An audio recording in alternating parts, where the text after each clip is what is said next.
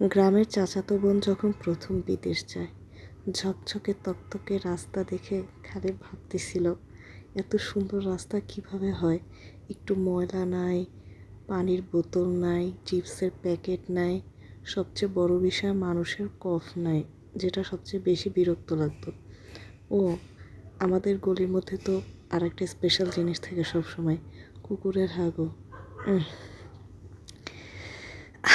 ইদানিং দেশটার উপরে এত বেশি বিরক্ত হয়ে গেছি, স্বপ্নের মধ্যেও খালি বলতে থাকি, আল্লাহ কোনো মতে বর্ডারটা পার করে দাও। আফ্রিকান দেশগুলোও মনে হয় আমাদের দেশের চেয়েও পরিষ্কার। এত নোংরা পৃথিবীর কোনো দেশে রাখে কি না আমি জানি না, রাখে আমাদের মতো এরকম বস্তি টাইপের দেশে বা বস্তি টাইপের মানুষজন। যাই হোক, 2 বছর হয়ে যাচ্ছে অলরেডি, কিন্তু এখন পর্যন্ত আর কোথাও যেতে পারলাম না।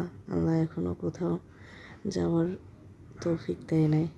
ইনশাল্লাহ সামনে দিবে, সেই আশা করি। আর পুরনো ভিডিওগুলো দেখি। সবাই আমার জন্য দোয়া করবেন। আমিন, আমিন, আমিন।